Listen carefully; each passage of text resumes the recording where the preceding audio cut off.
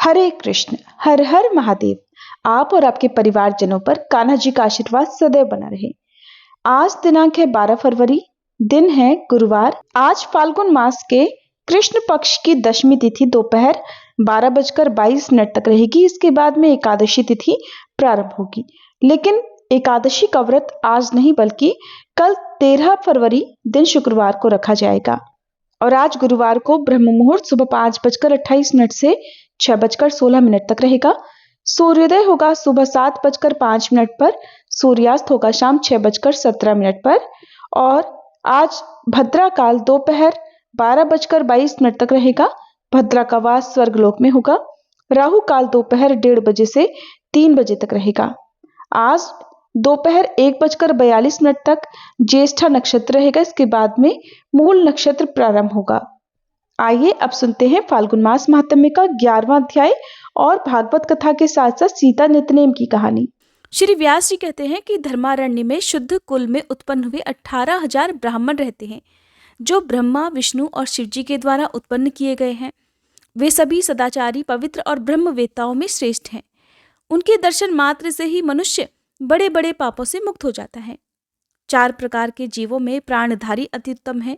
प्राणधारियों में भी जो बुद्धिजीवी है वे सभी श्रेष्ठ माने गए हैं। बुद्धिजीवी प्राणियों में भी मनुष्य श्रेष्ठ है और मनुष्यों से भी ब्राह्मण, ब्राह्मणों से भी विद्वान और विद्वानों से भी पवित्र बुद्धि वाले, उनसे भी कर्मठ और कर्मठों से भी ब्रह्मपरायण पुरुष सबसे श्रेष्ठ है। तब धर्मराज युधिष्ठिर ने व्यास जी से पूछा, हे व्यास जी, धर्मारण्य में जिन श्रेष्ठ आचार व्यवहार वाले ब्राह्मणों ने निवास किया वे किस कुल में उत्पन्न हुए थे? तब व्यास जी कहने लगे, हे राजन, उन ऊर्ध्वरेता ऋषियों और महात्मा ब्राह्मणों की शाखा प्रशाखा, पुत्र पौत्र आदि की संख्या बहुत हुई। मुख्य मुख्य 24 गोत्रों के नाम तुम्हें बताता हूँ, जिनमें भरद्वाज, वत्स, कौशिक, कुश, शांडिल्य, काश्यप, गौतम, छांदन, जातुकर्ण्य, वत्स, वशिष्ठ, धारण, आत्रेय, भांडिल, लौकिक, कृष्णायन, उपमन्यु, गार्ग्य, मुद्गल, मौशक, पुण्यासन, पराशर, कौंडिन्य तथा गंगासन। इन गोत्रों में उत्पन्न ब्राह्मण वेदों के पारंगत विद्वान, तरह तरह के यज्ञ अनुष्ठान में तत्पर, द्विज पूजन कर्म में संलग्न, सत्कर्म परायण और गुणवान हुए।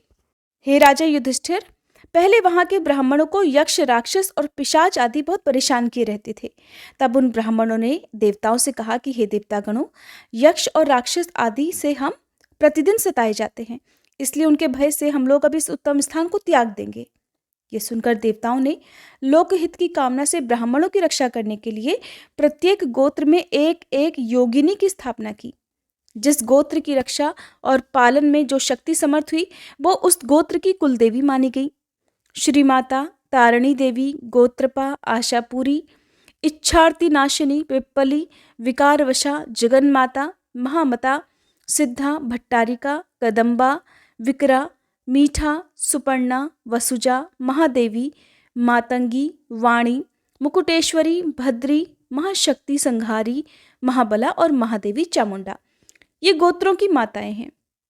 ब्रह्मा, विष्णु और शिवजी आदि देवताओं ने वहां रक्षा करने के लिए उन गोत्र मातृकाओं की स्थापना की है। वहां के स्वधर्म परायण श्रेष्ठ ब्राह्मण उन सब योगिनियों की पूजा करने लगे। तभी से योगिनियों द्वारा वे अपने अपने समय में सुरक्षित हुए। सब ब्राह्मण स्वस्थ और पुत्र पौत्रों से संयुक्त हो गए। राजन, 100 वर्ष बीतने के पश्चात श्री ब्रह्मा, विष्णु और शिवजी धर्मारण्य को देखने के लिए प्रातःकाल सूर्योदय के समय उत्तम विमान पर विराजमान होकर आए। उस समय ब्राह्मण लोग समिधा, पुष्प और कुशा लाने के लिए आश्रम छोड़कर सब दिशाओं में चले गए थे। आश्रम सूना था। सूने आश्रम को देखकर महादेव जी ने भगवान से कहा कि प्रभु, यहाँ के ब्राह्मण तो बड़े कष्ट में हैं, इसलिए इनकी सेवा के लिए कुछ सेवकों की व्यवस्था करूं, ऐसा मेरा विचार हो रहा है। भगवान शंकर के ऐसे वचन सुनकर श्री विष्णु कहने लगे, ठीक है महादेव। फिर वे ब्रह्मा जी से कहने लगे, हे ब्राह्मण, आप यहाँ ब्राह्मणों की सेवा के लिए कोई उपाय कीजिए। भगवान विष्णु का ये आदेश सुनकर श्री ब्रह्मा जी ने कामधेनु का स्मरण किया। स्मरण करने मात्र से ही कामधेनु उसी क्षण वहां आ गई। तब ब्रह्मा जी ने कामधेनु से कहा, हे माता, इन ब्राह्मणों में से प्रत्येक के लिए 2-2 शुद्ध हृदय वाले अनुचरों की व्यवस्था करो। तब बहुत अच्छा कहकर कामधेनु ने अपने खुर से धरती को खोदा और हुंकार की।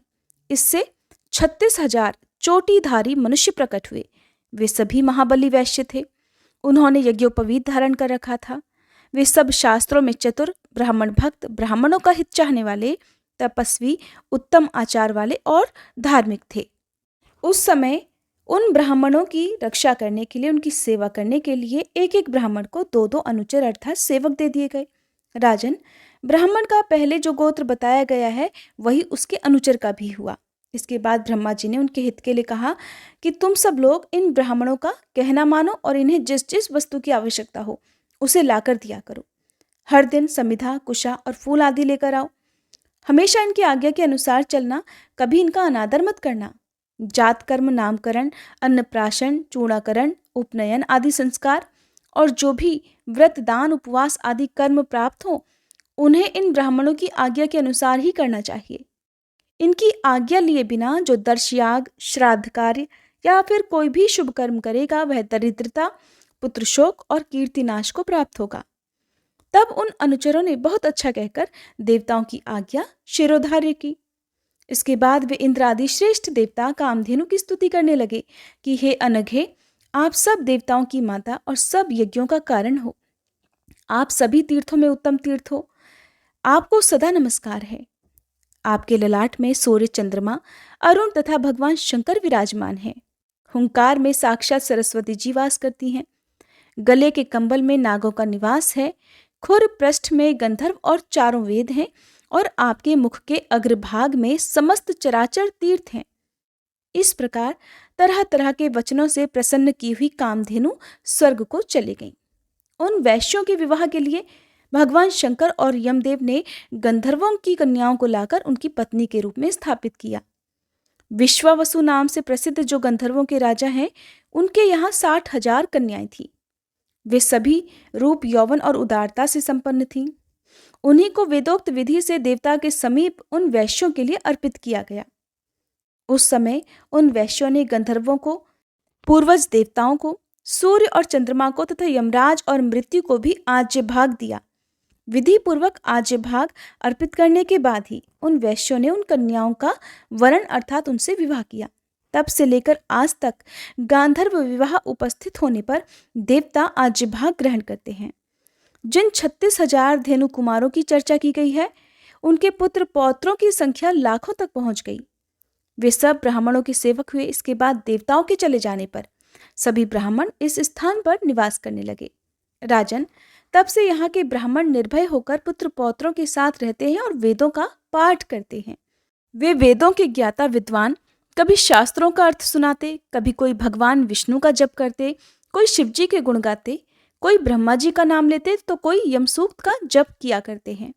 कितने ही याजक बनकर यज्ञ और अग्निहोत्र की उपासना करते हैं। वे स्वाहाकार, स्वधाकार और वषटकार के शब्दों से चराचर प्राणियों सहित संपूर्ण त्रिलोकी को परिपूर्ण करते रहते हैं। वहाँ के वैश्य भी बड़े दक्ष होते हैं और वे सदा ब्राह्मणों की सेवा के लिए तत्पर रहते हैं। वे धर्मारण्य के प्रदेश में सुस्थिर होकर बसते हैं और ब्राह्मणों के लिए अन्न, पान, समिधा, कुश तथा फल आदि का प्रबंध करते हैं। पुष्पहार का संग्रह करना, स्नान किए हुए वस्त्र को धोना, उपले आदि बनाना, झाड़ने बुहारने का काम करना तथा कूटना और पीसना आदि कार्य उन वैश्यों की पत्नियां किया करती थीं। श्री ब्रह्मा, विष्णु और शिव जी के वचन से सब लोग उन ब्राह्मणों की सेवा करते थे। तब से सब ब्राह्मण स्वस्थ होकर हर्षपूर्वक दिन रात श्री ब्रह्मा, विष्णु और शिव आदि की उपासना करने लगे। श्री व्यास जी बोले कि इसके बाद कुछ समय बीतने पर जब सतयुग की समाप्ति हुई, तब त्रेता के प्रारंभ में लोल जिह्वाक्ष नामक एक राक्षस हुआ, जो सभी राक्षसों का राजा था। उसने ब्राह्मणों से सेवित उस परम पवित्र और सुंदर धर्मारण्य में द्वेषवश आग लगा दी। अपने नगर को जलता हुआ देखकर वे श्रेष्ठ ब्राह्मण वहां से भाग खड़े हुए। तब श्री माता आदि देवियां क्रोध में भरकर उस राक्षस को फटकारती हुई उस पर प्रहार करने लगी। राक्षस ने उन देवियों को देखकर भयंकर सिंहनाद किया। उस समय धर्मारण्य में बड़ा भारी कोलाहल मच गया, जिसे सुनकर देवराज इंद्र ने नलकूबर को भेजा। जब नलकूबर वहां गए, और श्रीमाता तथा लोल जिह्वाक्ष में जो महान युद्ध चल रहा था उसको उन्होंने देखा। जैसा देखा था वैसा ही हाल देवराज इंद्र के आगे सुना दिया। ये समाचार सुनते ही भगवान विष्णु सुदर्शन चक्र लेकर सत्यलोक से पृथ्वी पर आए। धर्मारण्य में पहुंचकर उन्होंने अपना चक्र चला दिया। तब लोल जिह्वाक्ष राक्षस मूर्छित होकर धरती पर गिर पड़ा और प्राण त्याग कर परम धाम को चला गया। देवता और गंधर्वों ने हर्ष में भरकर तब जगदीश्वर भगवान विष्णु की स्तुति की। उस नगर को अर्थात धर्मारण्य को उजड़ा हुआ देखकर भगवान विष्णु कहने लगे कि ऋषियों के आश्रम में निवास करने वाले वे सभी ब्राह्मण कहाँ हैं। देवता और गंधर्वों ने इधर उधर भागे हुए ब्राह्मणों को फिर खोज निकाला और इस प्रकार कहने लगे कि हे ब्राह्मणों, उस अधम राक्षस को भगवान श्री हरि ने अपने चक्र से काट डाला है। ये बात सुनते ही सभी ब्राह्मणों के नेत्र हर्ष से खिल उठे। वे सभी प्रसन्न हो गए और उन सब ने बड़ी प्रसन्नता के साथ फिर से अपने अपने क्षेत्र में प्रवेश किया और भगवान श्री लक्ष्मीपति से कहने लगे कि प्रभु, आपने सत्यलोक से आकर ब्राह्मणों के हित के लिए इस मंदिर रूपी नगर की पुनः स्थापना की है, इसलिए संसार में ये सत्य मंदिर के नाम से विख्यात होगा। सतयुग में ये धर्मारण्य था, त्रेता में अब इसका नाम सत्य मंदिर होगा। भगवान विष्णु ने तथास्तु कहकर उनकी ये प्रार्थना स्वीकार कर ली, जिसके बाद वे सभी ब्राह्मण अपने पुत्र, पौत्र, पत्नी और सेवकों के साथ पहले की तरह निवास करने लगे। उस नगर के पूर्व भाग में धर्मेश्वर, दक्षिण में श्री गणेश, पश्चिम में सूर्य देवता और उत्तर में साक्षात स्वयंभू ब्रह्मा जी का स्थान है। युधिष्ठिर जी ने पूछा, महाभाग, गणेश जी को किसने स्थापित किया? तब व्यास जी बोले, महाराज, पूर्व काल में सब देवताओं ने धर्मारण्य में श्री दुर्गा जी के पुत्र गणेश जी को स्थापित किया था। अब मैं गणेश जी की उत्पत्ति का एक कारण बतलाता हूँ। एक समय देवी पार्वती ने अपने अंगों में उपटन लगाया और उससे जो मैल निकली उसे हाथ पर रखकर उसकी एक सुंदर स्वरूप प्रतिमा बना दी। फिर उसमें उन्होंने जीव का भी अर्थात प्राणों का भी संचार कर दिया। तब वह बालक उनके आगे उठकर खड़ा हो गया और माता से बोला कि आज्ञा दीजिए माताश्री, मैं कौन सा कार्य करूं? तब देवी पार्वती कहने लगी कि मैं जब तक स्नान करूं तब तक तुम मेरे द्वार पर खड़े रहो। देवी के इस प्रकार आज्ञा देने पर श्री गणेश जी हथियार लेकर द्वार पर खड़े हो गए। उसी समय महादेव जी आए और उन्होंने घर के भीतर प्रवेश करने का विचार किया, किंतु द्वार पर खड़े हुए एक नन्हे से बालक ने उन्हें भीतर नहीं जाने दिया, जिससे महादेव क्रोधित हो गए और फिर दोनों पिता पुत्र में परस्पर युद्ध होने लगा। महादेव जी ने अपने त्रिशूल से उस बालक का मस्तक काट डाला। इधर अपने पुत्र को मरकर गिरा हुआ देखकर देवी पार्वती जी फूट फूट कर रोने लगी। पार्वती जी को दुखी देखकर भगवान शंकर को बड़ी चिंता हुई। इतने में ही उनकी दृष्टि वहां पर आए हुए गजासुर पर पड़ गई। उस महादैत्य को देखकर भगवान शंकर ने उसे मार डाला और उसका मस्तक लेकर पार्वती जी के बनाए हुए बालक के धड़ से जोड़ दिया। जब वो बालक उठकर खड़ा हो गया तब शिव जी ने उसका नाम गजानन रखा। फिर सभी देवताओं ने और मुनियों ने मिलकर गणेश जी की स्तुति की। देवतागण कहने लगे, हे भगवान, आपको नमस्कार है। आप देवताओं के ईश्वर तथा गणों के स्वामी हैं, आपको नमस्कार है। हे गजानन, आप महादेव जी के भी अधिदेवता हैं, आपको नमस्कार है। इन शुभ स्तोत्रों द्वारा स्तुति करने पर गणों के स्वामी श्री गणेश जी अत्यंत प्रसन्न होकर इस प्रकार कहने लगे, हे देवता गणों, मैं आप पर बहुत संतुष्ट हूँ। आप कोई मनोवांछित वस्तु मांगो, मैं आपको अवश्य दूंगा। तब देवतागण कहने लगे, हे महाभाग, आप यहीं रहकर हमारा कार्य साधन करें। धर्मारण्य में रहने वाले ब्राह्मण, वैश्यजन, धार्मिक पुरुष तथा वर्णाश्रम से अलग मनुष्यों का भी आप सदा संरक्षण करें, सदा उनकी रक्षा करें। आपकी कृपा से यहाँ के ब्राह्मण और महाबली वैश्य सदा धन और सुख से संपन्न हो। जब तक सूर्य, चंद्रमा और पृथ्वी रहे तब तक आप यहीं रहकर सबकी रक्षा करते रहें। तब गणेश जी ने तथास्तु कहकर उनकी प्रार्थना स्वीकार कर ली और देवताओं ने हर्ष में भरकर फिर गणेश जी का पूजन किया। संसार के दूसरे लोगों ने भी विघ्न निवारण के लिए उनकी पूजा की, इसलिए गणेश जी विवाह, उत्सव और यज्ञ में सबसे पहले पूजित होते हैं। धर्मारण्य में रहने वाले लोगों पर तो वे सदा प्रसन्न रहते हैं। इस प्रकार आज फाल्गुन मास महात्म्य का 11वां अध्याय पूर्ण हुआ। अब सुनिए भागवत कथा। श्री सुखदेव जी कहते हैं, हे परीक्षित, फिर देवर्षि नारद ने मृत राजकुमार के जीवात्मा को शोकाकुल स्वजनों के सामने प्रत्यक्ष बुलाकर कहा, हे जीवात्मन, तुम्हारा कल्याण हो।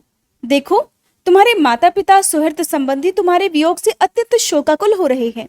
इसलिए अब तुम अपने शरीर में वापस आ जाओ और शेष आयु अपने सगे संबंधियों के साथ ही रहकर बिताओ। अपने पिता के दिए हुए भोगों को भोगो और राज सिंहासन पर बैठो। जीवात्मा कहने लगे, देवर्षि, मैं अपने कर्मों के अनुसार देवता, मनुष्य, पशु, पक्षी आदि योनियों में न जाने कितने जन्मों से भटक रहा हूँ। उनमें से ये लोग किस जन्म में मेरे माता पिता हुए? विभिन्न जन्मों में सभी एक दूसरे के भाई, बंधु, नाती, गोती, शत्रु, मित्र, मध्यस्थ, उदासीन और द्वेषी होते रहते हैं। जैसे स्वर्ण आदि क्रय विक्रय की वस्तुएं एक व्यापारी से दूसरे के पास आती जाती रहती हैं, वैसे ही जीव भी भिन्न भिन्न योनियों में उत्पन्न होता रहता है। इस प्रकार विचार करने से पता चलता है कि मनुष्यों की अपेक्षा अधिक दिन ठहरने वाले स्वर्ण आदि पदार्थों का संबंध भी मनुष्यों के पास स्थायी नहीं होता, क्षणिक ही होता है। और जब तक जिसका जिस वस्तु से संबंध रहता है तभी तक उसकी वस्तु से ममता भी बनी रहती है। जीव नित्य और अहंकार रहित है। वह गर्भ में आकर जब तक जिस शरीर में रहता है तभी तक उस शरीर को अपना समझता है। ये जीव नित्य, अविनाशी, सूक्ष्म, सभी का आश्रय और स्वयं प्रकाश है और इसमें स्वरूपतः जन्म मृत्यु आदि कुछ भी नहीं है। इसका ना तो कोई अत्यंत प्रिय है और ना अप्रिय, ना अपना और ना पराया, क्योंकि गुण दोष करने वाले मित्र, शत्रु आदि की भिन्न भिन्न बुद्धि वृत्तियों का ये अकेला ही साक्षी है। वास्तव में यह अद्वितीय है। ये आत्मा कार्य कारण का साक्षी और स्वतंत्र है। इसलिए ये शरीर आदि के गुण दोष अथवा कर्मफल को ग्रहण नहीं करता, सदा उदासीन भाव से स्थित रहा करता है। श्री सुखदेव जी कहते हैं कि वह जीवात्मा तो इस प्रकार कहकर चला गया। उसके सगे संबंधी उसकी बात सुनकर अत्यंत विस्मित हुए, जिससे उनका स्नेह बंधन भी कट गया और उसके मरने का शोक भी जाता रहा। इसके बाद जाति वालों ने बालक की मृतदेह को ले जाकर उसका अंतिम संस्कार विधिवत कर दिया और उस बालक के प्रति स्नेह को भी छोड़ दिया, जिसके कारण शोक, मोह, भय और दुख की प्राप्ति होती है। हे परीक्षित, जिन रानियों ने बच्चे को विष दिया था वे बाल हत्या के कारण श्रीहीन हो गई थी और लज्जा के मारे आंख तक नहीं उठा सकती थी। उन्होंने अंगिरा ऋषि के उपदेश को याद करके यमुना जी के तट पर ब्राह्मणों के आदेशानुसार बाल हत्या का प्रायश्चित करा। परीक्षित, इस प्रकार अंगिरा और नारद जी के उपदेश से विवेक बुद्धि जागृत हो जाने के कारण राजा चित्रकेतु घर गृहस्थी के अंधेरे कुएं से उसी प्रकार बाहर निकल पड़े जैसे कोई हाथी तालाब के कीचड़ से बाहर निकल आए। उन्होंने यमुना जी में विधि पूर्वक स्नान करके तर्पण आदि धार्मिक क्रियाएं की। फिर संयत इंद्रिय और मौन होकर उन्होंने देवर्षि नारद और महर्षि अंगिरा के चरणों की वंदना की। भगवान नारद ने देखा कि चित्रकेतु जितेंद्रिय, भगवत भक्त और शरणागत हैं, इसलिए उन्होंने बहुत प्रसन्न होकर उन्हें इस विद्या का उपदेश किया। देवर्षि नारद ने इस प्रकार उपदेश दिया कि ओंकार स्वरूप भगवान आप वासुदेव, प्रद्युम्न, अनिरुद्ध और संकर्षण के रूप में क्रमशः चित्त, बुद्धि, मन और अहंकार के अधिष्ठाता हैं। मैं आपके इस चतुर्व्यूह रूप का बारंबार नमस्कार पूर्वक ध्यान करता हूँ। आप विशुद्ध विज्ञान स्वरूप हैं। आपकी मूर्ति परमानंदमयी है। आप समस्त इंद्रियों के प्रेरक, परम महान और विराट स्वरूप हैं। मैं आपको नमस्कार करता हूँ। मन सहित वाणी आप तक ना पहुंचकर बीच से ही वापस लौट आती है। उसके उपरत हो जाने पर जो अद्वितीय, नाम रूप रहित, चेतन मात्र और कार्य कारण से परे की वस्तु रह जाती है, वह हमारी रक्षा करे। श्री सुखदेव जी कहते हैं, हे परीक्षित, देवर्षि नारद अपने शरणागत भक्त चित्रकेतु को इस विद्या का उपदेश करके महर्षि अंगिरा के साथ ब्रह्मलोक को चले गए। राजा चित्रकेतु ने देवर्षि नारद के द्वारा उपदिष्ट विद्या का उनकी आज्ञा के अनुसार 7 दिन तक केवल जल पीकर बड़ी एकाग्रता के साथ अनुष्ठान किया। फिर उस विद्या के अनुष्ठान से 7 रात के बाद राजा चित्रकेतु को विद्याधरों का अखंड आधिपत्य प्राप्त हुआ। उसके बाद कुछ ही दिनों में इस विद्या के प्रभाव से उनका मन और भी शुद्ध हो गया। अब वे देवाधिदेव भगवान शेष जी के चरणों के समीप पहुंच गए। उन्होंने देखा कि भगवान शेष जी सिद्धेश्वरों के मंडल में विराजमान है। उनका शरीर कमल नाल के समान गौरवर्ण है। उस पर नीले रंग का वस्त्र फहरा रहा है। सिर पर किरीट, बाहों में बाजूबंद, कमर में करधनी और कलाई में कंगन आदि आभूषण चमक रहे हैं। नेत्र रत्नारे हैं और मुख पर प्रसन्नता छा रही है। भगवान शेष का दर्शन करते ही राजर्षि चित्रकेतु के सारे पाप नष्ट हो गए। उनका अंतःकरण स्वच्छ और निर्मल हो गया। हृदय में भक्ति भाव की बाढ़ आ गई। नेत्रों में प्रेम के आंसू छलक आए।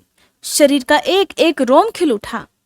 उन्होंने ऐसी ही स्थिति में आदि पुरुष भगवान शेष को नमस्कार किया। उनके नेत्रों से प्रेम के आंसू टप टप गिरते जा रहे थे, जिससे भगवान शेष के चरण रखने की चौकी भीग गई। प्रेमार्थ के कारण उनके मुंह से एक अक्षर भी नहीं निकल सका। वे बहुत देर तक शेष भगवान की कुछ भी स्तुति नहीं कर सके। थोड़ी देर के बाद जब उन्हें बोलने की कुछ कुछ शक्ति प्राप्त हुई, उन्होंने विवेक बुद्धि से मन को समाहित किया और संपूर्ण इंद्रियों की बाह्य वृत्ति को रोका। फिर उन जगत गुरु की, जिनके स्वरूप का पांचरात्र आदि भक्ति शास्त्रों में वर्णन किया गया है, इस प्रकार स्तुति की। चित्रकेतु ने कहा, हे अजित, जितेंद्रिय और समदर्शी साधुओं ने आपको जीत लिया है। आपने भी अपने सौंदर्य, माधुर्य, कारुण्य आदि गुणों से उनको अपने वश में कर लिया है। अहो प्रभु, आप तो धन्य हैं, क्योंकि जो निष्काम भाव से आपका भजन करते हैं, उन्हें आप करुणा परवश होकर अपने आप को भी दे डालते हैं। भगवान, जगत की उत्पत्ति, स्थिति और प्रलय आपके लीला विलास हैं। भगवान, आपके दर्शन मात्र से ही मनुष्य के सारे पाप नष्ट हो जाते हैं। ये कोई असंभव बात नहीं, क्योंकि आपका नाम एक बार सुनने से ही नीच चांडाल भी संसार से मुक्त हो जाता है। भगवान, इस समय आपके दर्शन मात्र से ही मेरे अंतःकरण का सारा मल धुल गया है, सो ठीक ही है, क्योंकि आपके अनन्य प्रेमी भक्त देवर्षि नारद जी ने जो कुछ कहा है वह मिथ्या कैसे हो सकता है। हे अनंत, आप संपूर्ण जगत के आत्मा हैं, इसलिए संसार में प्राणी जो कुछ भी करते हैं वह सब आप जानते ही रहते हैं। इसलिए जैसे जुगनू सूर्य को प्रकाशित नहीं कर सकता, ठीक वैसे ही परम गुरु आपसे मैं क्या निवेदन करूं। भगवान, आपकी ही अध्यक्षता में सारे जगत की उत्पत्ति, स्थिति और प्रलय होते हैं। कुयोगी जन भेद दृष्टि के कारण आपका वास्तविक स्वरूप नहीं जान पाते। मैं आपको नमस्कार करता हूँ। आपकी चेष्टा से शक्ति प्राप्त करके ही ब्रह्मा आदि लोकपालगण चेष्टा करने में समर्थ होते हैं। आपकी दृष्टि से जीवित होकर ही ज्ञानेंद्रियां अपने अपने विषयों को ग्रहण करने में समर्पित होती हैं।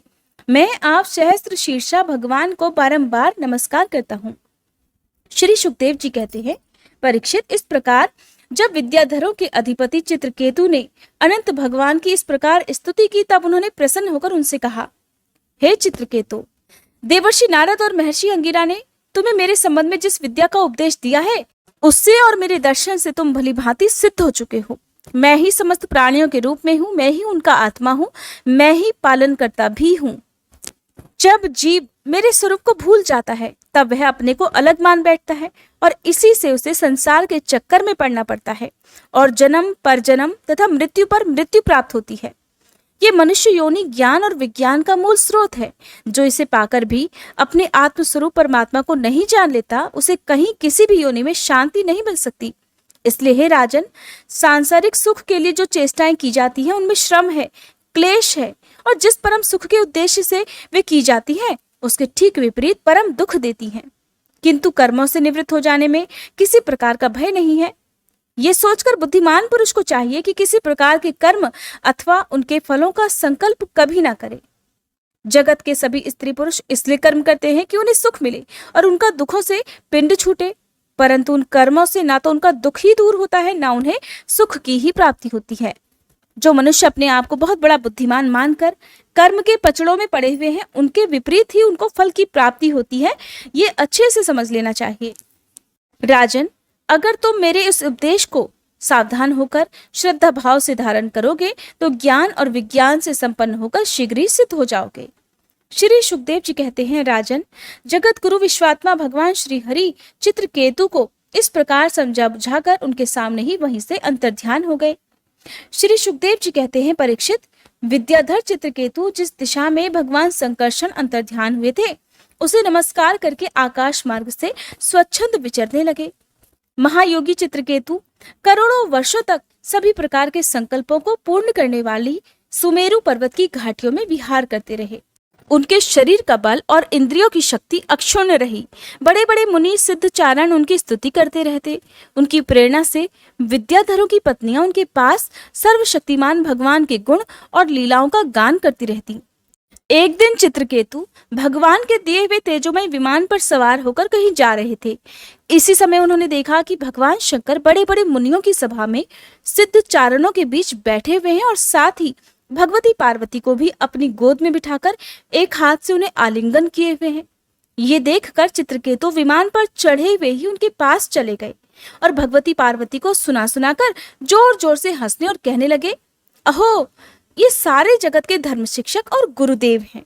ये समस्त प्राणियों में श्रेष्ठ हैं और इनकी ये दशा है कि भरी सभा में अपनी पत्नी को शरीर से चिपका कर बैठे हुए हैं।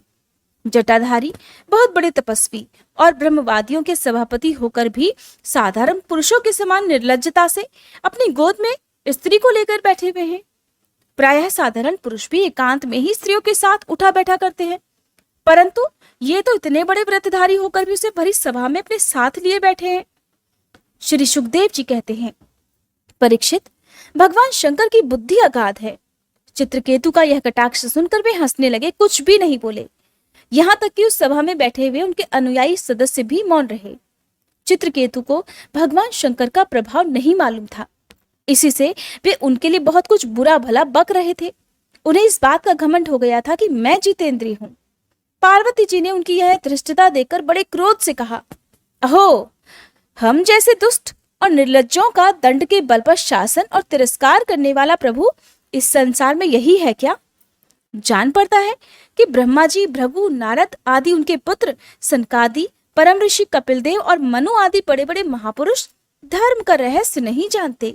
तभी तो वे धर्म मर्यादा का उल्लंघन करने वाले भगवान शिव को इस काम से नहीं रोकते। ब्रह्मा आदि समस्त महापुरुष जिनके चरण कमलों का ध्यान करते रहते हैं, उन्हीं मंगलों को मंगल बनाने वाले साक्षात जगत गुरु भगवान का और उनके अनुयायी महात्माओं का इस अधम छत्री ने तिरस्कार किया है, शासन करने की चेष्टा की है। इसलिए ये ढीठ तो सर्वथा दंड का ही पात्र है। इसे अपने बड़प्पन का घमंड है। ये मूर्ख भगवान श्रीहरि के उन चरण कमलों में रहने योग्य नहीं है जिनकी उपासना बड़े बड़े सत्पुरुष किया करते हैं। फिर चित्रकेतु को संबोधित करते हुए देवी ने कहा, इसलिए हे दुर्मते, तुम पापमय असुर योनि में जाओ। ऐसा होने से बेटा तुम फिर कभी किसी महापुरुष का अपराध नहीं कर सकोगे। श्री सुखदेव जी कहते हैं, परीक्षित, जब पार्वती जी ने इस प्रकार चित्रकेतु को श्राप दिया तब वे विमान से उतर पड़े और सिर झुकाकर उन्हें प्रसन्न करने लगे। चित्रकेतु ने कहा, हे माता पार्वती जी, मैं बड़ी प्रसन्नता से अपने दोनों हाथ जोड़कर आपका ये शाप स्वीकार करता हूँ, क्योंकि देवता लोग मनुष्यों के लिए जो कुछ भी कह देते हैं वह उनके प्रारब्धानुसार मिलने वाले फल की पूर्व सूचना मात्र होती है। देवी, ये जीव अज्ञान से मोहित हो रहा है और इसी कारण इस संसार चक्र में भटकता रहता है तथा सदा सर्वदा सर्वत्र सुख और दुख भोगता रहता है। हे माते, सुख और दुख को देने वाला न तो अपना आत्मा है न कोई दूसरा। जो अज्ञानी है वे ही अपने को अथवा दूसरे को सुख दुख का कर्ता माना करते हैं। हे पति प्राणा देवी, मैं शाप से मुक्त होने के लिए आपको प्रसन्न नहीं कर रहा हूँ, बल्कि मैं तो ये चाहता हूँ कि आपको मेरी जो बात अनुचित लगी हो उसके लिए मुझे क्षमा कर दीजिए। श्री सुखदेव जी कहते हैं, हे परीक्षित, विद्याधर चित्रकेतु भगवान शंकर और पार्वती जी को इस प्रकार प्रसन्न करके उनके सामने ही विमान पर सवार होकर वहां से चले गए। इससे उन लोगों को बड़ा विस्मय हुआ। तब भगवान शंकर ने देवता, ऋषि, दैत्य, सिद्ध और पार्षदों के सामने ही भगवती पार्वती जी से ये बात कही।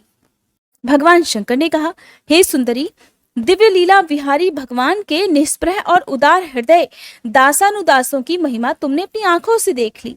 जो लोग भगवान के शरणागत होते हैं वे किसी से भी नहीं डरते, क्योंकि उन्हें स्वर्ग, मोक्ष और नरकों में भी एक ही वस्तु के अर्थात केवल भगवान के ही समान भाव से दर्शन होते हैं। जीवों को भगवान की लीला से ही देह का संयोग होने के कारण सुख दुख, जन्म मरण और शाप अनुग्रह आदि द्वंद्व प्राप्त होते हैं। जैसे स्वप्न में भेद भ्रम से सुख दुख आदि की प्रतीति होती है और जागृत अवस्था में भ्रमवश माला में ही सर्प बुद्धि हो जाती है, ठीक वैसे ही मनुष्य अज्ञानवश आत्मा में देवता, मनुष्य आदि का भेद तथा गुण दोष आदि की कल्पना कर लेता है। मैं, ब्रह्मा जी, सनकादि, नारद, ब्रह्मा जी के पुत्र भृगु आदि मुनि और बड़े बड़े देवता कोई भी भगवान की लीला का रहस्य नहीं जान पाते। ऐसे में जो उनके नन्हे से नन्हे अंश हैं और अपने को उनसे अलग ईश्वर मान बैठे हैं, वे उनके स्वरूप को भला जान ही कैसे सकते हैं। भगवान को ना कोई प्रिय है और ना कोई अप्रिय, उनका ना कोई अपना है और ना कोई पराया। वे तो सभी प्राणियों की आत्मा है, इसलिए सभी प्राणियों के प्रियतम है। प्रिय, ये परम भाग्यवान चित्रकेतु उन्हीं का प्रिय अनुचर, शांत और समदर्शी है और मैं भी भगवान श्री हरि का ही प्रिय हूँ। इसलिए तुम भगवान के प्यारे भक्त, शांत समदर्शी महात्मा पुरुषों के संबंध में किसी प्रकार का तुम्हें कोई आश्चर्य नहीं करना चाहिए। श्री सुखदेव जी कहते हैं, परीक्षित, भगवान शंकर का ये भाषण सुनकर भगवती पार्वती जी की चित्तवृत्ति शांत हो गई और उनका विस्मय भी जाता रहा। भगवान के परम प्रेमी भक्त चित्रकेतु भी भगवती पार्वती को बदले में श्राप दे सकते थे, परंतु उन्होंने श्राप न देकर उनका श्राप सिरोधार्य कर लिया। यही साधु पुरुष का लक्षण है। यही विद्याधर चित्रकेतु दानव योनि का आश्रय लेकर त्वष्टा के दक्षिणाग्नि से पैदा हुए। वहां उनका नाम वृत्रासुर हुआ और वहां भी ये भगवत स्वरूप के ज्ञान और भक्ति से परिपूर्ण ही रहे। तुमने मुझसे पूछा था कि वृत्रासुर का देव योनि में जन्म क्यों हुआ था और उसे भगवान की ऐसी भक्ति कैसे प्राप्त हुई। उसका पूरा पूरा विवरण मैंने तुम्हें सुना दिया। महात्मा चित्रकेतु का यह पवित्र इतिहास केवल उनका ही नहीं, समस्त विष्णु भक्तों का महात्म्य है। इसे जो सुनता है वह समस्त बंधनों से मुक्त हो जाता है। जो पुरुष प्रातःकाल उठकर मौन रहकर श्रद्धा के साथ भगवान का स्मरण करते हुए इस इतिहास का पाठ करता है या सुनता है, उसे परम गति की प्राप्ति होती है। श्री सुखदेव जी कहते हैं, हे परीक्षित, सविता की पत्नी प्रश्नि के गर्भ से 8 संतानें हुई। सावित्री, व्याहृति, त्रयी, अग्निहोत्र, पशु, सोम, चातुर्मास और पंच महायज्ञ। भग की पत्नी सिद्धि ने महिमा, विभु और प्रभु ये 3 पुत्र और आशीष नाम की कन्या उत्पन्न की। वह कन्या बड़ी सुंदर और सदाचारिणी थी। धाता की 4 पत्नियां थी, कुहू, सिनिवाली, राका और अनुमति। उनसे क्रमशः सायं, दर्श, प्रातः और पूर्णमास ये 4 पुत्र पैदा हुए। धाता के छोटे भाई का नाम था विधाता। उनकी पत्नी का नाम क्रिया था। उससे पुरुष्य नाम के 5 अग्नियों की उत्पत्ति हुई। वरुण जी की पत्नी का नाम चर्षणी था। उनसे भृगु जी ने पुनः जन्म ग्रहण किया। इससे पहले वे ब्रह्मा जी के पुत्र थे। महायोगी वाल्मीकि जी भी वरुण के पुत्र थे। वाल्मीकि से पैदा होने के कारण ही उनका नाम वाल्मीकि पड़ गया। हे राजा परीक्षित, देवराज इंद्र की पत्नी थी पुलोम नंदिनी शची। उनसे हमने सुना है उन्होंने 3 पुत्र उत्पन्न किए, जयंत, ऋषभ और मीढवान। स्वयं भगवान विष्णु ही माया से वामन के रूप में वहां अवतीर्ण हुए थे और उन्होंने 3 पग पृथ्वी मांगकर तीनों लोक नाप लिए थे। उनकी पत्नी का नाम था कीर्ति। उससे बृहच्छलोक नाम का पुत्र हुआ। उसके सौभग आदि कई संतानें हुई।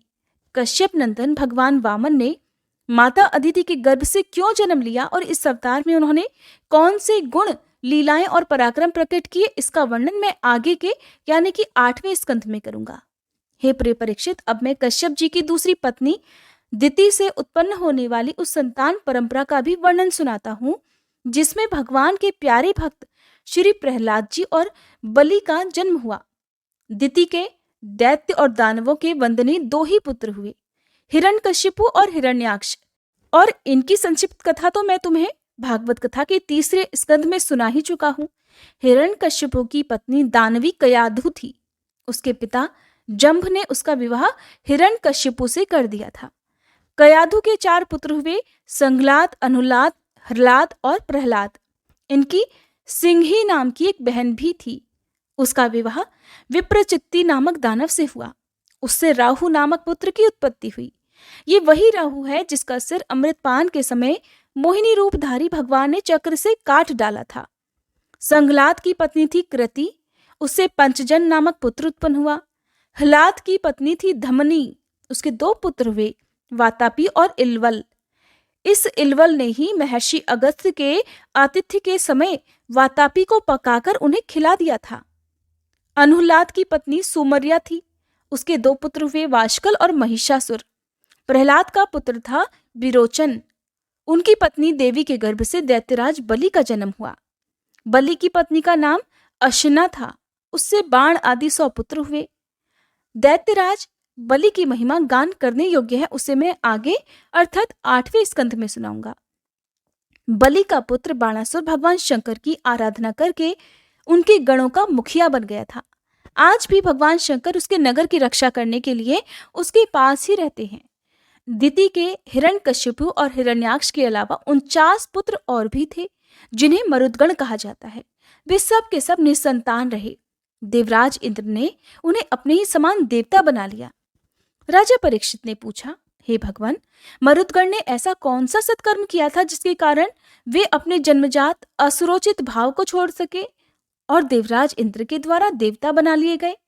हे ब्राह्मण, मेरे साथ यहाँ की सभी ऋषि मंडली ये जानने के लिए अत्यंत उत्सुक हो रही है, इसलिए आप कृपा करके विस्तार से वह रहस्य बतलाइए। सूत जी कहते हैं, हे शौनक जी, राजा परीक्षित का प्रश्न थोड़े शब्दों में बड़ा सारगर्भित था। उन्होंने बड़े आदर से पूछा भी था, इसलिए सर्वज्ञ श्री सुखदेव जी महाराज ने बड़े ही प्रसन्न मन से उनका अभिवादन करके यों कहा कि हे परीक्षित, भगवान विष्णु ने इंद्र का पक्ष लेकर दिति के दोनों पुत्र हिरण्यकशिपु और हिरण्याक्ष को मार डाला। इसलिए दिति शोक की आग से उद्दीप्त क्रोध से जलकर इस प्रकार सोचने लगी कि सचमुच इंद्र तो बड़ा विषयी, क्रूर और निर्दयी है। राम राम, उसने तो अपने भाइयों को ही मरवा डाला। वो दिन कब होगा जब मैं भी उस पापी को मरवाकर आराम से सो पाऊंगी। लोग राजाओं के, देवताओं के शरीर को प्रभु कहकर पुकारते हैं, परंतु एक दिन वह कीड़ा, विष्ठा या राख का ढेर हो जाता है। इसके लिए जो दूसरे प्राणियों को सताता है उसे अपने सच्चे स्वार्थ या परमार्थ का पता नहीं है, क्योंकि इससे तो नरक में जाना ही पड़ेगा। और मैं समझती हूँ कि इंद्र अपने शरीर को नित्य मानकर मतवाला हो रहा है। उसे अपने विनाश का पता ही नहीं है। अब मैं वह उपाय करूंगी जिससे मुझे ऐसा पुत्र प्राप्त हो जो इंद्र का घमंड चूर चूर कर दे। दिति अपने मन में ऐसा विचार करके सेवा, शुश्रूषा, विनय, प्रेम और जितेंद्रियता आदि के द्वारा निरंतर अपने पतिदेव कश्यप जी को प्रसन्न रखने लगी। वह अपने पतिदेव के हृदय का एक एक भाव जानती रहती थी और परम प्रेम भाव, मनोहर और मधुर भाषण और मुस्कान भरी तिरछी चितवन से उनका मन अपनी ओर आकर्षित करती रहती थी। कश्यप जी महाराज बड़े विद्वान और विचारवान होने पर भी चतुर दिति की सेवा से मोहित हो गए और उन्होंने विवश होकर यह स्वीकार कर लिया कि मैं तुम्हारी इच्छा पूर्ण करूंगा। स्त्रियों के संबंध में ये कोई आश्चर्य की बात नहीं है। सृष्टि के प्रभात में ब्रह्मा जी ने देखा कि सभी जीव असंग हो रहे हैं, तब उन्होंने अपने आधे शरीर से स्त्रियों की रचना की। स्त्रियों ने पुरुषों की मति अपनी ओर आकर्षित कर ली। हाँ तो भैया, मैं कह रहा था कि दिति ने भगवान कश्यप की बड़ी सेवा की, इससे वे उस पर बहुत ही प्रसन्न हुए। एक दिन उन्होंने दिति का अभिनंदन करते हुए मुस्कुराकर उससे कहा, हे अनंत सुंदरी प्रिय, मैं तुम पर प्रसन्न हूं। तुम्हारी जो इच्छा हो मुझसे मांग लो। पति के प्रसन्न हो जाने पर पत्नी के लिए लोक या परलोक में कौन सी अभीष्ट वस्तु दुर्लभ है? और शास्त्रों में ये बात स्पष्ट कही गई है कि पति ही पत्नियों का परम आराध्य इष्ट देव है। प्रिय, लक्ष्मीपति भगवान वासुदेव ही समस्त प्राणियों के हृदय में विराजमान है। विभिन्न देवताओं के रूप में नाम और रूप के भेद से उन्हीं की कल्पना हुई है। सभी पुरुष चाहे किसी भी देवता की उपासना करें, उन्हीं की उपासना करती हैं। ठीक वैसे ही स्त्रियों के लिए भगवान ने पति का रूप धारण किया है। वे उनकी उसी रूप में पूजा करती हैं। इसलिए प्रिय, अपना कल्याण चाहने वाली पतिव्रता पत्नियां अनन्य प्रेम भाव से अपने पतिदेव की ही पूजा करती हैं, क्योंकि पतिदेव ही उनके परम प्रियतम आत्मा और ईश्वर है। कल्याणी, तुमने बड़े प्रेम भाव से, भक्ति से मेरी वैसी ही पूजा की है। अब मैं तुम्हारी सभी अभिलाषाएं पूर्ण कर दूंगा। असतियों के जीवन में ऐसा होना तो अत्यंत दुर्लभ है। तब दिति ने कहा, हे ब्राह्मण, इंद्र ने विष्णु के हाथों मेरे 2 पुत्र मरवाकर मुझे निपुति बना दिया है। इसलिए यदि आप मुझे मुहमांगा वर देना ही चाहते हैं तो कृपा करके एक ऐसा अमर पुत्र दीजिए जो इंद्र को मार डाले। परीक्षित, दिति की बात सुनकर कश्यप जी खिन्न होकर पछताने लगे कि कैसा वरदान मैंने दिति को दे दिया। अब मन ही मन वो कहने लगे कि हाय हाय, आज मेरे जीवन में बहुत ही बड़े अधर्म का अवसर आ पहुंचा। देखो तो सही, अब मैं इंद्रियों के विषयों में सुख मानने लगा हूं। स्त्री रूपिणी माया ने मेरे चित्त को अपने वश में कर लिया है।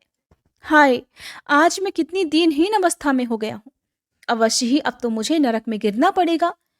इसमें इस स्त्री का तो कोई दोष नहीं, क्योंकि इसने अपने जन्मजात स्वभाव का ही अनुसरण किया है। दोष तो मेरा है, जो मैं अपनी इंद्रियों को अपने वश में नहीं रख सका, अपने सच्चे स्वार्थ और परमार्थ को नहीं समझ सका। मुझ मूर्ख को बार बार धिक्कार है। सच है, स्त्रियों के चरित्र को भला कौन जान सकता है। इनका तो मुंह ऐसा होता है जैसे शरद ऋतु का खिला हुआ कमल। बातें सुनने में ऐसी मीठी होती है मानो अमृत घोल रखा हो, और हृदय वो तो इतना तीखा होता है कि मानो छुरे की पैनी धार हो। और इसमें संदेह नहीं कि स्त्रियां अपनी लालसाओं की कठपुतली होती हैं। सच पूछो तो वे किसी से प्यार नहीं करती।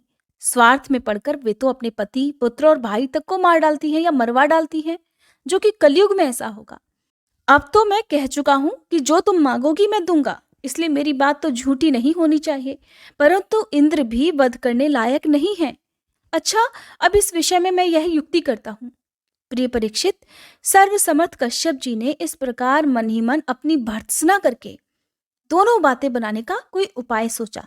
फिर तनिक रुष्ट होकर दिति से कहा कि कल्याणी, अगर तुम मेरे बतलाए हुए व्रत का 1 वर्ष तक विधि पूर्वक पालन करोगी तो तुम्हें इंद्र को मारने वाला पुत्र प्राप्त होगा।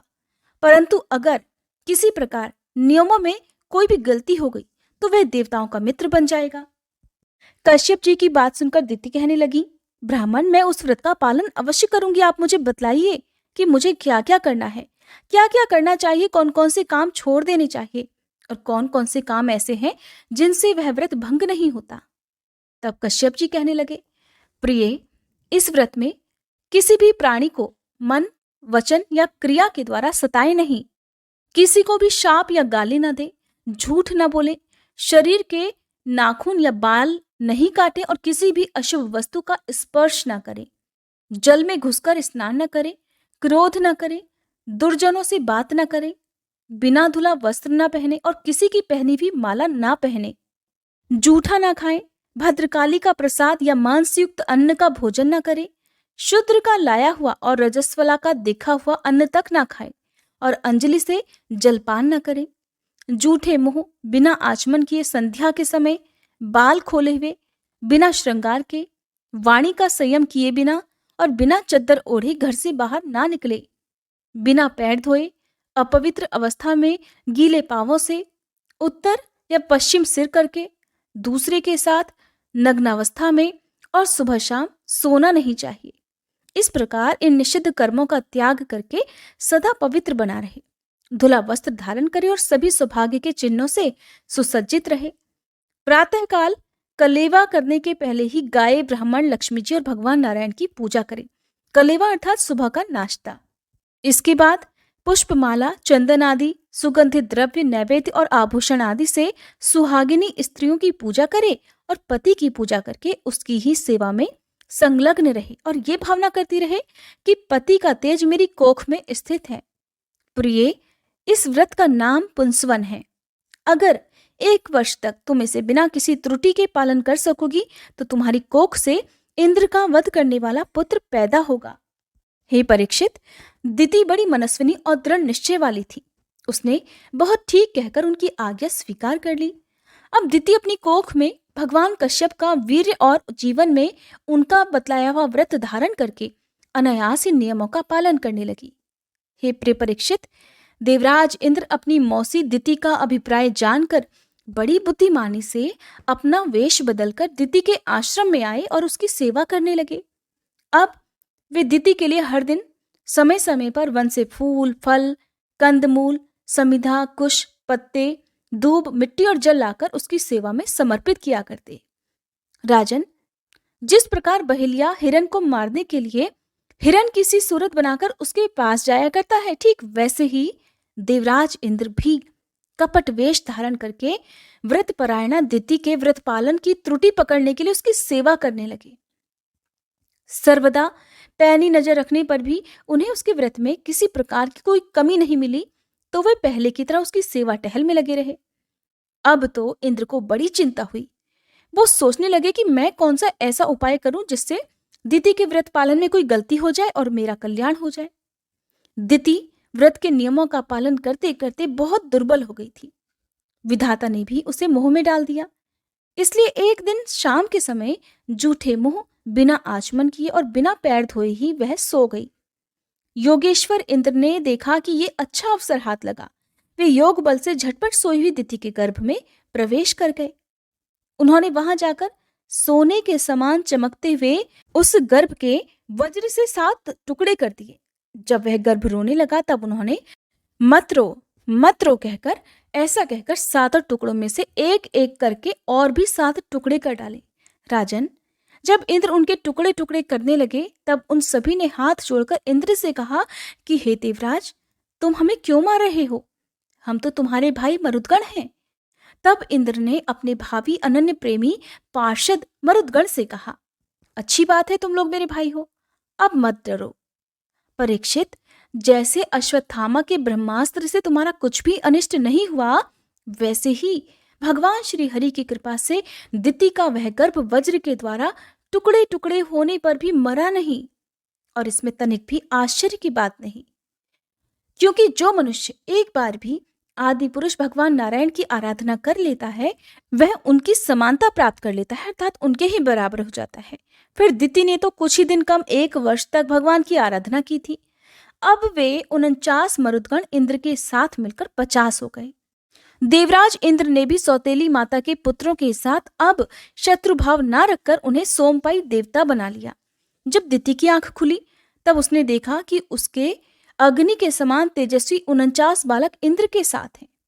इससे सुंदर स्वभाव वाली दिति को बड़ी प्रसन्नता हुई। उसने देवराज को संबोधित करके कहा कि बेटा, मैं इस इच्छा से अत्यंत कठिन व्रत का पालन कर रही थी कि तुम अदिति के पुत्रों को भयभीत करने वाला पुत्र उत्पन्न हो। मैंने केवल एक ही पुत्र के लिए संकल्प किया था, फिर ये 49 पुत्र भला कैसे हो गए? बेटा इंद्र, अगर तुम्हें इसका रहस्य पता हो तो मुझे सच सच बतला दो, झूठ मत बोलना।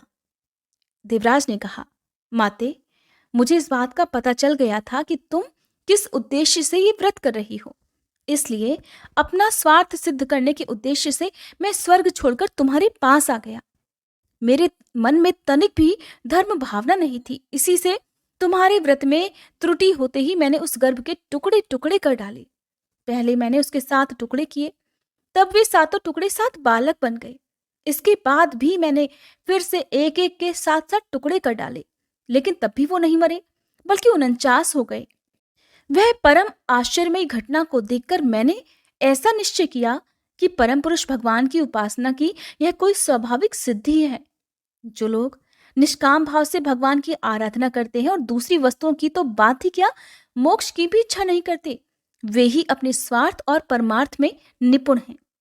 भगवान जगदीश्वर सभी के आराध्य देव और अपने आत्मा ही हैं। वे प्रसन्न होकर अपने आप तक का दान कर देते हैं। भला ऐसा कौन बुद्धिमान है जो उनकी आराधना करके विषय भोगों का वरदान मांगे? माता जी, ये विषय भोग तो नरक में भी मिल सकते हैं। मेरी स्नेहमयी जननी, तुम सब प्रकार से मेरी पूज्या हो। मैंने मूर्खतावश बड़ी दुष्टता का काम किया है। अगर हो सके तो मेरे अपराधों को क्षमा कर दो। ये तो बड़े सौभाग्य की बात है कि तुम्हारा गर्भ खंड खंड हो जाने से एक प्रकार मर जाने पर भी फिर से जीवित हो गया। श्री सुखदेव जी कहते हैं, परीक्षित, दिति देवराज इंद्र के शुद्ध भाव से संतुष्ट हो गई। उससे आज्ञा लेकर फिर देवराज ने मरुदगणों के साथ उसे नमस्कार किया और स्वर्ग में चले गए। राजन, यह मरुदगण का जन्म बड़ा ही मंगलमयी है। इसके विषय में तुमने मुझसे जो प्रश्न किया था उसका उत्तर मैंने तुम्हें दे दिया। अब तुम और क्या सुनना चाहते हो?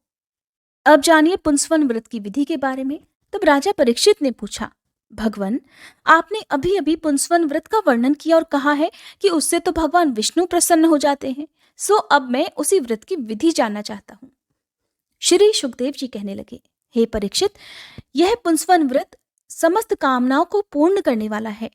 स्त्री को चाहिए कि वह अपने पतिदेव की आज्ञा लेकर मार्गशीर्ष शुक्ल प्रतिपदा से इसका आरंभ करे। पहले मरुदगण के जन्म की कथा सुनकर ब्राह्मणों से आज्ञा ले, फिर हर दिन सुबह सवेरे दातुन आदि से दांत साफ करके स्नान करे, 2 सफेद वस्त्र धारण करे और आभूषण भी पहन ले। प्रातःकाल कुछ भी खाने से पहले भगवान लक्ष्मी नारायण की पूजा करे और इस प्रकार प्रार्थना करे कि हे प्रभु, आप पूर्ण काम हैं, इसलिए आपको किसी से भी कुछ भी लेना देना नहीं है। आप समस्त विभूतियों के स्वामी और सकल सिद्धि स्वरूप हैं और मैं आपको बारंबार नमस्कार करती हूँ। मेरे आराध्य देव, आप कृपा, विभूति, तेज, महिमा और वीर आदि समस्त गुणों से नित्य युक्त हैं। इन्हीं भगों ऐश्वर्य से नित्य युक्त रहने के कारण आपको भगवान कहते हैं। प्रभु, आप तो सर्वशक्तिमान हैं। माता लक्ष्मी जी, आप भगवान की अर्धांगिनी और महामाया स्वरूपिणी हैं। भगवान के सारे गुण आप में निवास करते हैं। हे महाभाग्यवती जगन माता, आप मुझ पर प्रसन्न होइए, मैं आपको नमस्कार करती हूँ। हे परीक्षित, इस प्रकार स्तुति करके फिर एकाग्र मन से इस प्रकार कि ओंकार स्वरूप महानुभाव समस्त महाविभूतियों के स्वामी भगवान पुरुषोत्तम को और उनकी महाविभूतियों को मैं नमस्कार करती हूँ और उन्हें पूजोपहार की सामग्री समर्पित करती हूँ। इस प्रकार सच्चे मन से प्रतिदिन विष्णु भगवान का आह्वान, अर्घ, पाद्य, आचमन, स्नान, वस्त्र, यज्ञोपवीत, आभूषण, गंध, पुष्प, धूप, दीप और नैवेद्य आदि निवेदित करके पूजन करें। जो नैवेद्य बच रहे उससे ओम नमो भगवते महापुरुषाय महाविभूतिपतये स्वाहा अर्थात महान ऐश्वर्यों के अधिपति भगवान पुरुषोत्तम को नमस्कार है, मैं उन्हीं के लिए इस हविष्य का हवन कर रही हूँ। यह मंत्र बोलकर अग्नि में 12 बार आहुतियां देनी चाहिए। हे परीक्षित, जो सब प्रकार की संपत्तियों को प्राप्त करना चाहता हो उसे चाहिए कि प्रतिदिन भक्तिभाव से भगवान लक्ष्मी नारायण की पूजा करे, क्योंकि वे ही दोनों समस्त अभिलाषाओं के पूर्ण करने वाले और श्रेष्ठ वरदानी हैं। इसके बाद भक्तिभाव से भरकर बड़ी नम्रता से भगवान को साष्टांग दंडवत करे, 10 बार पूर्वोक्त मंत्र का जाप करे और फिर इस स्तोत्र का पाठ करे कि हे लक्ष्मी नारायण, आप दोनों सर्वव्यापक और संपूर्ण चराचर जगत के अंतिम कारण हैं। आपका और कोई कारण नहीं है। भगवान माता लक्ष्मी जी आपकी महाशक्ति हैं। ये ही स्वयं अव्यक्त प्रकृति भी है, इनका पार पाना अत्यंत कठिन है। प्रभु, आप ही इन महामाया के अधीश्वर हैं और आप ही स्वयं परम पुरुष हैं। आप समस्त यज्ञ हैं और ये है यज्ञ क्रिया। आप फल के भोक्ता हैं और ये है उसको उत्पन्न करने वाली क्रिया। माता लक्ष्मी जी तीनों गुणों की अभिव्यक्ति है और आप उन्हें व्यक्त करने वाले और उनके भोक्ता हैं। आप तो समस्त प्राणियों की आत्मा है और लक्ष्मी जी शरीर, इंद्रिय और अंतःकरण है। माता लक्ष्मी जी नाम और रूप है और आप नाम रूप दोनों के प्रकाशक और आधार हैं। प्रभु, आपकी कीर्ति पवित्र है। आप दोनों ही त्रिलोकी के वरदानी परमेश्वर हैं, इसलिए मेरी बड़ी बड़ी आशा अभिलाषाएं आपकी कृपा से पूर्ण हो जाएं। परीक्षित, इस प्रकार परम वरदानी भगवान लक्ष्मी नारायण की स्तुति करके वहां से नैवेद्य हटा देना चाहिए और आचमन करके पूजा करनी चाहिए। फिर भक्ति भाव से भगवान की स्तुति करें और यज्ञावशेष को सूंघ कर फिर भगवान की पूजा करें। भगवान की पूजा के बाद अपने पति को साक्षात भगवान समझकर परम प्रेम से उनकी प्रिय वस्तुएं सेवा में उपस्थित करें। पति का भी ये कर्तव्य है कि वह आंतरिक प्रेम से अपनी पत्नी के प्रिय पदार्थ ला लाकर उसे दे और उसके छोटे बड़े सभी प्रकार के काम करता रहे। परीक्षित, पति पत्नी में से एक भी कोई काम करता है तो उसका फल दोनों को होता है। इसलिए यदि पत्नी रजोधर्म आदि के समय यह व्रत करने की अयोग्य हो जाए तो बड़ी एकाग्रता और सावधानी से पति को ही इसका पालन करना चाहिए, अर्थात इसका व्रत रखना चाहिए। ये भगवान विष्णु का व्रत है, इसका नियम लेकर बीच में कभी नहीं छोड़ना चाहिए। जो भी यह नियम ग्रहण करे वह प्रतिदिन माला, चंदन, नैवेद्य और आभूषण आदि से भक्ति पूर्वक ब्राह्मण और सुहागिन स्त्रियों का पूजन करे और भगवान विष्णु की भी पूजा करे। इसके बाद भगवान को उनके धाम में पधरा दे, अर्थात विसर्जन कर दे। फिर आत्मशुद्धि और समस्त अभिलाषाओं की पूर्ति के लिए पहले से ही उन्हें निवेदित किया हुआ प्रसाद ग्रहण करे। साध्वी स्त्री इस विधि से 12 महीनों तक अर्थात पूरे साल तक इस व्रत का आचरण करके मार्गशीर्ष की अमावस्या को उद्यापन संबंधी उपवास और पूजन आदि करे। उस दिन प्रातःकाल ही स्नान करके पूर्ववत विष्णु भगवान का पूजन करे और उसका पति पाक यज्ञ की विधि से घी मिश्रित खीर की अग्नि में 12 बार आहुति दे। इसके बाद जब वह ब्राह्मण प्रसन्न होकर उसे आशीर्वाद दे तो बड़े आदर से सिर झुकाकर उन्हें स्वीकार करे। भक्ति भाव से माथा टेक कर उनके चरणों में प्रणाम करे। पहले आचार्य को भोजन कराएं, फिर मौन होकर भाई बंधुओं के साथ स्वयं भोजन करे। इसके बाद हवन से बची हुई घी मिश्रित खीर अपनी पत्नी को दे। वह प्रसाद स्त्री को सत्पुत्र और सौभाग्य दान करने वाला होता है। परीक्षित, भगवान के इस पुंसवन व्रत का जो मनुष्य विधि पूर्वक अनुष्ठान करता है उसे इसी जन्म में उसकी मनचाही वस्तु मिल जाती है।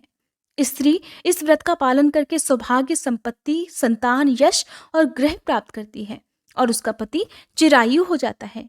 इस व्रत का अनुष्ठान करने वाली कन्या समस्त शुभ लक्षणों से युक्त पति प्राप्त करती है और विधवा इस व्रत से निष्पाप होकर वैकुंठ में जाती है। जिसके बच्चे मर जाते हो, जिसका गर्भ ना ठहरता हो, जिसका गर्भ बार बार नष्ट हो जाता हो, वह स्त्री इस व्रत के प्रभाव से चिरायु संतान और चिरायु पुत्र प्राप्त करती है। धनवती किंतु अभागिनी स्त्री को सौभाग्य की प्राप्ति होती है और कुरूपा को श्रेष्ठ रूप मिल जाता है। रोगी इस व्रत के प्रभाव से रोग मुक्त होकर बलवान शरीर और श्रेष्ठ इंद्रिय शक्ति प्राप्त कर लेता है।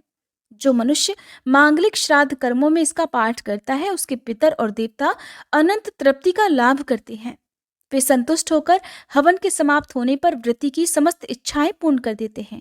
ये सब तो संतुष्ट होते ही हैं, समस्त यज्ञों के एकमात्र भोक्ता भगवान लक्ष्मी नारायण भी संतुष्ट हो जाते हैं और व्रती की समस्त अभिलाषाएं भी पूर्ण कर देते हैं। हे परीक्षित, मैंने तुम्हें मरुदगण की आदरणीय और पुण्यप्रद जन्म कथा सुनाई, साथ ही दिति के श्रेष्ठ पुंसवन व्रत का वर्णन भी सुना दिया। और इसके आगे का वृतांत आप सभी कल सुनिएगा। अब सुनिए सीता नित्यनेम की कहानी। इस कहानी को सीता माता कहती थी और प्रभु श्री राम सुना करते थे।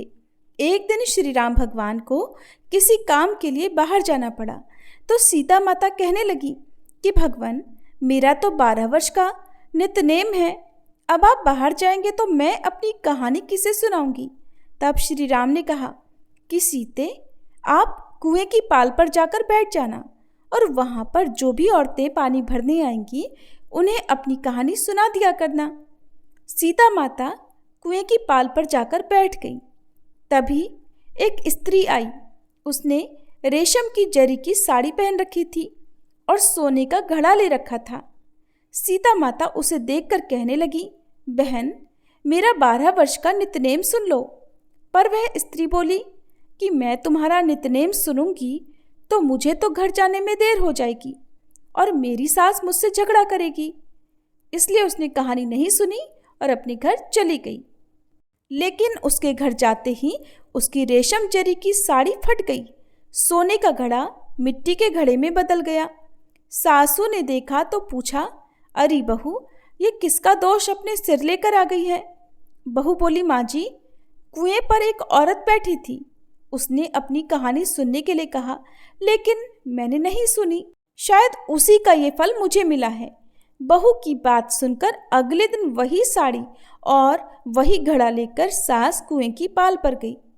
सास को वहीं पर सीता माता बैठी मिली तो माता सीता ने कहा, बहन, मेरी कहानी सुन लीजिए। सासू बोली, एक बार छोड़, मैं तो 4 बार कहानी सुन लूंगी।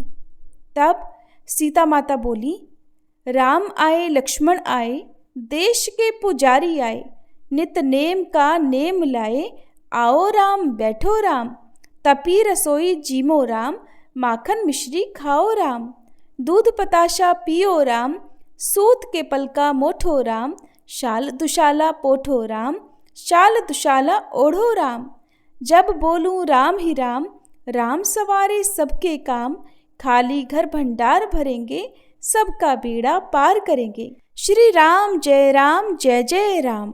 सासू बोली, बहन, कहानी तो बहुत अच्छी लगी। फिर कहानी सुनकर सासू घर चली गई और उसकी साड़ी फिर से रेशम जरी की बन गई। मिट्टी का घड़ा भी फिर वापस से सोने के घड़े में बदल गया। बहू ने देखा तो कहने लगी, सासू माँ, आपने ये सब कैसे किया।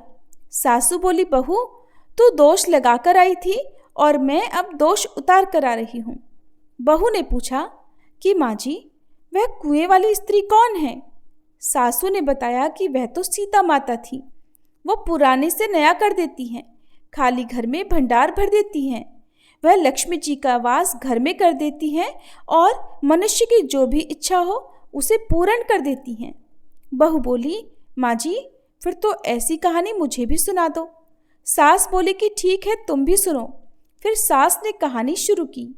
राम आए लक्ष्मण आए, देश के पुजारी आए, नित नेम का नेम लाए, आओ राम बैठो राम, तपी रसोई जीमो राम, माखन मिश्री खाओ राम, दूध बताशा पियो राम, सूत के पलका मोठो राम, शाल दुशाला पोठो राम, शाल दुशाला ओढ़ो राम, जब बोलूं राम ही राम, राम सवारे सबके काम, खाली घर भंडार भरेंगे, सबका बेड़ा पार करेंगे, बोलो श्री राम जय जय राम। कहानी सुनकर बहू बोली, माँ जी, कहानी तो बहुत अच्छी है। सासू ने कहा, ठीक है, अब से हम इस कहानी को रोज किया करेंगे। अब सास बहू रोज सवेरे उठती, नहाती धोती और पूजा करने के बाद नित्य नेम की सीता माता की कहानी कहती। एक दिन की बात है, उनके यहाँ पड़ोस की एक औरत आई और बोली कि बहन जरा सी आँच तो देना। तो बहू बोली कि आँच तो अभी हमने जलाई ही नहीं। पड़ोसन बोली तो फिर तुम सुबह 4 बजे से उठकर क्या कर रही हो? तो उन्होंने कहा कि हम तो सुबह सुबह उठकर पूजा करते हैं, फिर सीता माता की नित्य नेम की कहानी कहते हैं। पड़ोसन ने उनकी बात सुनकर फिर कहा कि सीता माता की कहानी कहने से तुम्हें क्या मिला? तब वे दोनों बोली कि सीता माता की कहानी कहने से घर में भंडार भर जाते हैं, सारे काम पूर्ण हो जाते हैं, मन की इच्छा भी पूरी होती है। पड़ोसन ने कहा बहन अगर ऐसा है तब तो फिर मुझे भी कहानी सुना दो। तब बहू बोली कि ठीक है, तुम भी ये कहानी सुन लो। राम आए लक्ष्मण आए, देश के पुजारी आए, नित नेम का नेम लाए। आओ राम बैठो राम, तपी रसोई जीमो राम, माखन मिश्री खाओ राम, दूध बताशा पियो राम, सूत के पलका मोठो राम, शाल दुशाला पोठो राम, शाल दुशाला ओढ़ो राम। जब बोलू राम ही राम, राम सवारे सबके काम, खाली घर भंडार भरेंगे, सबका बेड़ा पार करेंगे, श्री राम जय जय राम। पड़ोसन ने इस कहानी को सुना तो कहने लगी बहन कहानी तो बहुत अच्छी लगी। अब वह पड़ोसन भी नित्यनेम सीता माता की कहानी कहने लगी। कहानी कहने से सीता माता ने पड़ोसन के भी धन के भंडार भर दिए। देखते ही देखते अब तो पूरे मोहल्ले में नित्यनेम की कथा चल पड़ी और हर किसी की मनोकामना पूर्ण होने लगी। हे सीता माता, जैसे आपने उन सभी के भंडार भरे वैसे ही हमारे भी भरना। कहानी कहने वाले, सुनने वाले और हुंकार भरने वाले सबके भरना। सभी प्रेम से बोलिए सीता मैया की जय। अब सुनिए श्री तुलसी चालीसा पाठ। जय जय तुलसी भगवती सत्यवती सुखदानी, नमो नमो हरिप्रेसी श्री वृंदा गुणखानी, श्री हरिशीष विरजनी देहु अमर वर अम्ब, जनहित है वृंदावनी अब न करहु विलंब। धन्य धन्य श्री तुलसी माता, महिमा अगम सदा श्रुति गाता, हरि के प्राण हूँ से तुम प्यारी, हर ही है तू कीन्हो तप भारी। जब प्रसन्न है दर्शन दीन्हो, तब कर जोरी विनय उस कीन्हो। हे भगवंत कंत मम होहु, दीन जानि जनि छाड़हु छोहु। सुनी लक्ष्मी तुलसी की बानी, दीन हो श्राप कद पर आनी। उस अयोग्य वर मांगन हारी, हो विटप तुम जड़ तनुधारी। सुनि तुलसी ही श्रप्यो तेहि ठामा, करहु वास तुहु नीचन धामा। दियो वचन हरि तब तत्काला, सुनहु सुमुखी जनि होहु विहाला। समय पाई व्यवहारो पाति तोरा, पूजहि आस वचन सत मोरा। तब गोकुल मह गोप सुदामा, तासु भई तुलसी तू बामा। कृष्ण रास लीला के माही, राधे शक्य प्रेम लखी नाही। दियो श्राप तुलसी तत्काला, नरलोक ही तुम जन्महु बाला।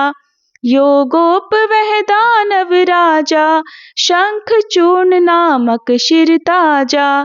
तुलसी भई तासु की नारी, परम सती गुण रूप अगारी। अस द्वै कल्प बीत जब गयऊ, कल्प तृतीय जन्म तब भयऊ।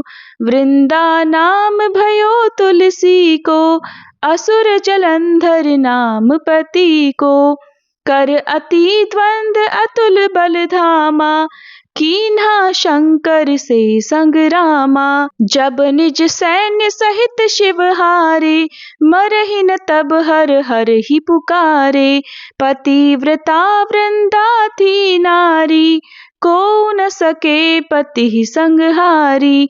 तब जलंधर ही वेश बनाई, वृंदा ढिग हरि पहुँच्यो जाई।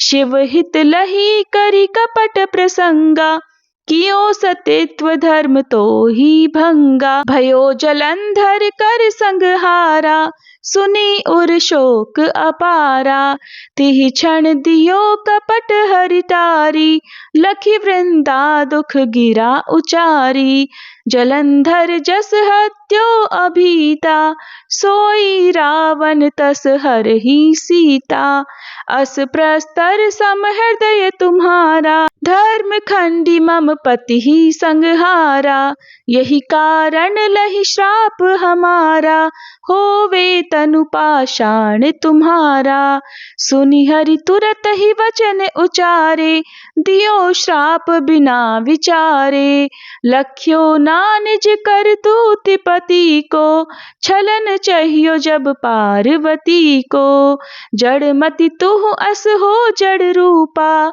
जग में तुलसी विटप अनूपा, धाग्य रूप हम शाली ग्रामा, नदी गंड की बीच ललामा, जो तुलसी दल हम ही चढ़ई है, सब सुख भोगी परम पद पई है, बिन तुलसी हरि जलत शरीरा, अतिशय उठत शीश उर पीरा, जो तुलसी दल हरि शीर धारत, 100 सहस्त्र घट अमृत डारत, तुलसी हरि मन रंजनिहारी, रोग दोष दुख भंजनिहारी, प्रेम सहित हरि भजन निरंतर, तुलसी राधा में नाही अंतर, व्यंजन हो 56 प्रकारा, बिन तुलसी दल ना हरि ही प्यारा, सकल तीरथ तुलसी तरु छाही, लहत मुक्ति जन संशय नाही,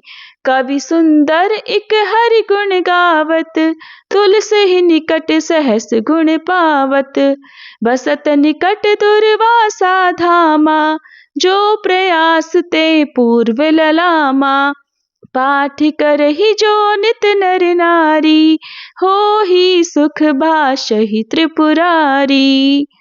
तुलसी चालीसा पढ़ही तुलसी तरु ग्रह धारी, दीप दान करि पुत्र फल पावही बंध्यो नारी, सकल दुख दरिद्र हरि हार है परम प्रसन्न, आशे धन जन लड़ही ग्रह बसही पूर्णा अत्र, लाही अभिमत फल जगत मह लाही पूर्ण सब काम, जेई दल अर्पही तुलसी तह सहस बसही हरि राम, तुलसी महिमा नाम लख तुलसी सुत सुख राम, मानस 40 रच्यो जग में तुलसीदास। तुलसी महारानी की जय। श्री हरि विष्णु भगवान की जय। तुलसी महारानी नमो नमो, हरि की पटरानी नमो नमो, धन तुलसी पूरण तप कीनो, धन तुलसी पूरण तप कीनो, शालिग्राम बनी पटरानी नमो नमो, तुलसी महारानी नमो नमो, जाके पत्र मंजरी कोमल, जाके पत्र मंजरी कोमल, श्रीपति कमल चरण लपटानी नमो नमो, तुलसी महारानी नमो नमो, धूप दीप नैवेद्य आरती, धूप दीप नैवेद्य आरती, पुष्पन की वर्षा वर्षानी नमो नमो, तुलसी महारानी नमो नमो, 56 भोग 3600 व्यंजन, 56 भोग 3600 व्यंजन, बिन तुलसी हरि एक न मानी नमो नमो, बिन तुलसी हरि एक न मानी नमो नमो, तुलसी महारानी नमो नमो।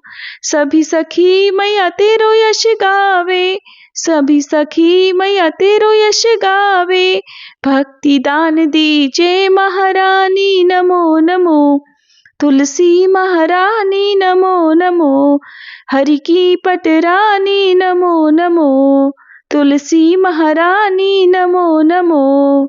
तुलसी मैया की जय।